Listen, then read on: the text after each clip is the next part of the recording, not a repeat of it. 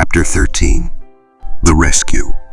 The cowardly lion was much pleased to hear that the wicked witch had been melted by a bucket of water, and Dorothy at once unlocked the gate of his prison and set him free.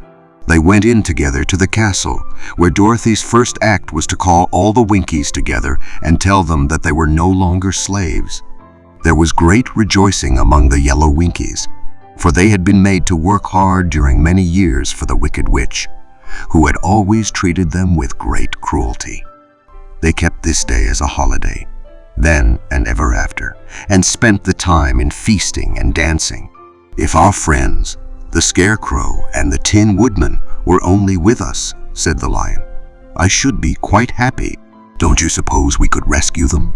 asked the girl anxiously. "We can try," answered the lion. So they called the yellow Winkies and asked them if they would help to rescue their friends, and the Winkies said that they would be delighted to do all in their power for Dorothy, who had set them free from bondage. So she chose a number of the Winkies who looked as if they knew the most, and they all started away. They traveled that day and part of the next until they came to the rocky plain where the Tin Woodman lay, all battered and bent. His axe was near him, but the blade was rusted and the handle broken off short. The Winkies lifted him tenderly in their arms and carried him back to the Yellow Castle again, Dorothy shedding a few tears by the way at the sad plight of her old friend, and the lion looking sober and sorry. When they reached the castle, Dorothy said to the Winkies, "Are any of your people tinsmiths?" "Oh yes, some of us are very good tinsmiths," they told her. "Then bring them to me," she said. And when the tinsmith came, bringing with them all their tools in baskets, she inquired, "Can you straighten out those dents in the Tin Woodman and bend him back into shape again and solder him together where he is broken?" The tinsmiths looked the woodman over carefully and then answered that they thought they could mend him so he would be as good as ever.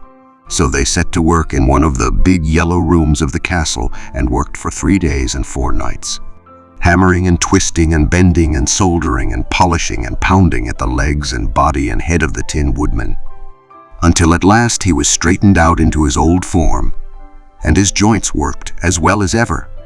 To be sure, there were several patches on him, but the tinsmiths did a good job, and as the woodman was not a vain man, he did not mind the patches at all.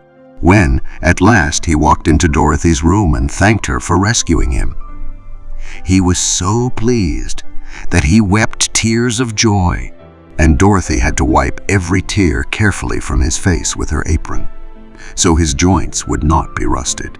At the same time, her own tears fell thick and fast at the joy of meeting her old friend again, and these tears did not need to be wiped away.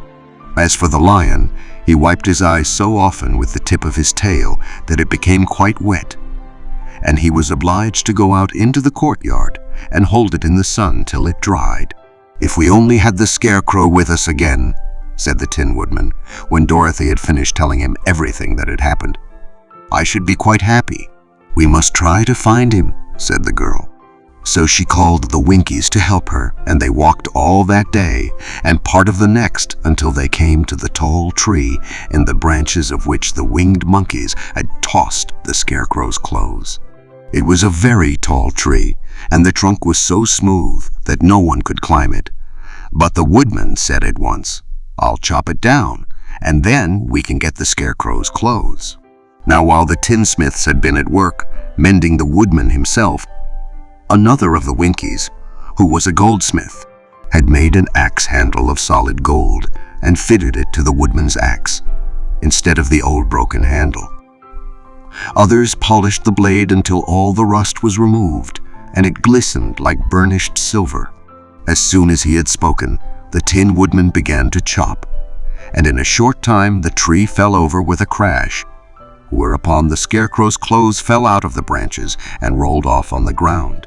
Dorothy picked them up and had the Winkies carry them back to the castle, where they were stuffed with nice, clean straw. And behold, here was the Scarecrow, as good as ever, thanking them over and over again for saving him.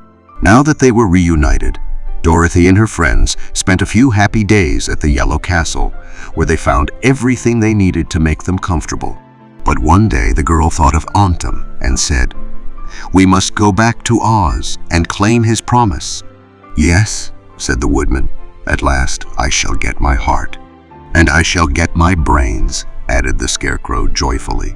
"And I shall get my courage," said the Lion thoughtfully. "And I shall get back to Kansas," cried Dorothy, clapping her hands. "Oh, let us start for the Emerald City tomorrow." This they decided to do. The next day, they called the Winkies together and bade them goodbye. The Winkies were sorry to have them go, and they had grown so fond of the Tin Woodman that they begged him to stay and rule over them and the Yellow Land of the West. Finding they were determined to go, the Winkies gave Toto and the Lion each a golden collar. And to Dorothy they presented a beautiful bracelet studded with diamonds. And to the Scarecrow they gave a gold-headed walking stick to keep him from stumbling. And to the Tin Woodman they offered a silver oil can inlaid with gold and set with precious jewels. Every one of the travelers made the Winkies a pretty speech in return, and all shook hands with them until their arms ached. Dorothy went to the witch's cupboard to fill her basket with food for the journey, and there she saw the golden cap. She tried it on her own head and found that it fitted her exactly. She did not know anything about the charm of the golden cap, but she saw that it was pretty. So she made up her mind to wear it and carry her sunbonnet in the basket. Then, being prepared for the journey, they all started for the Emerald City. And the Winkies gave them 3 cheers and many good wishes to carry with them.